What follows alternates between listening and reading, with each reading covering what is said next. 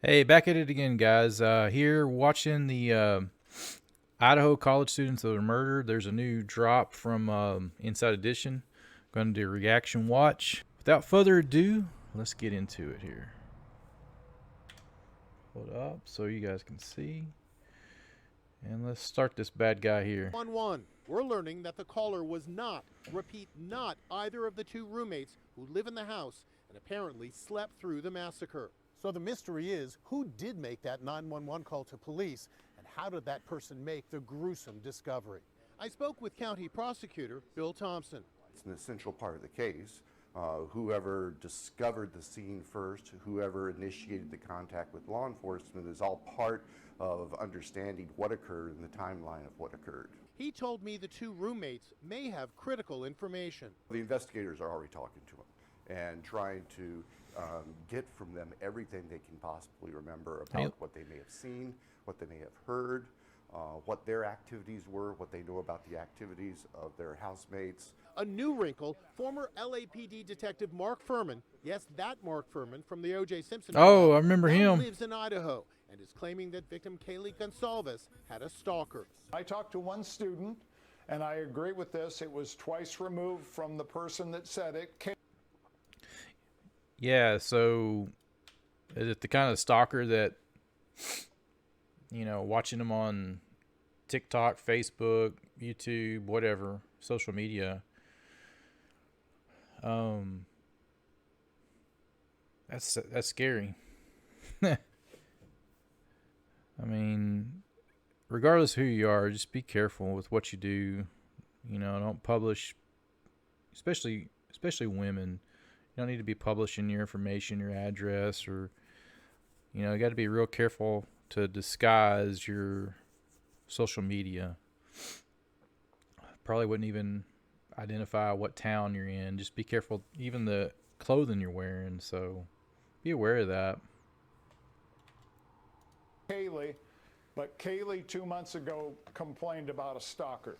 Only when I This social media video shows all 5 women in the kitchen of the house they shared. We're learning that the killer, for some reason, bypassed the rooms where the 2 young survivors were sleeping. Their story was they heard partying, they heard noise, but they just, as usual, said, you know, there's partying going on, and they locked the door. Another mystery, where was Kaylee's dog the night of the killings? Why didn't his barking wake everyone up?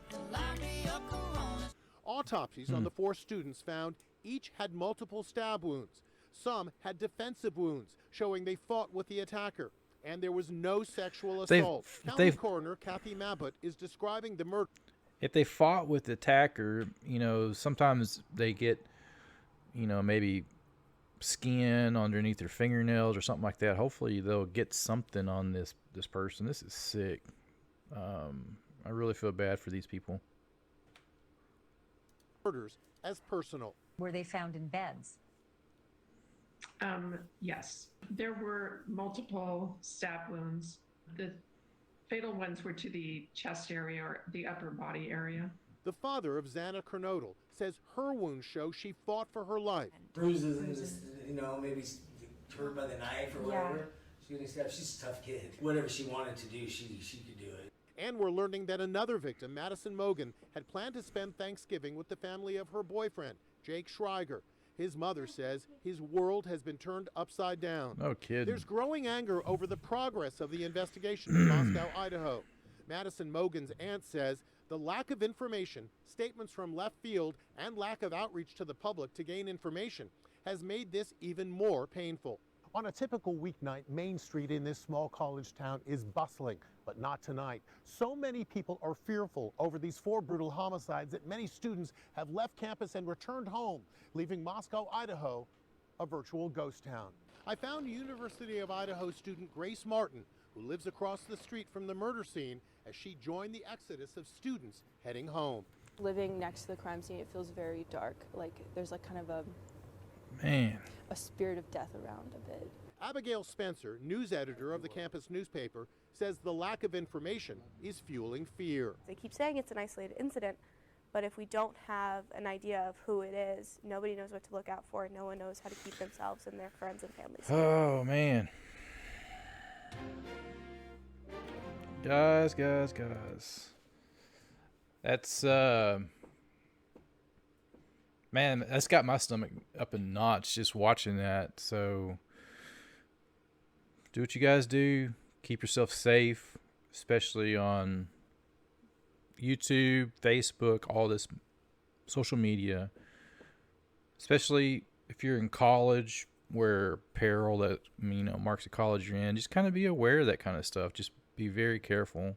If you get a stalker, do what you can to carry self-defense. All the legalities of each state and everything. Call the police.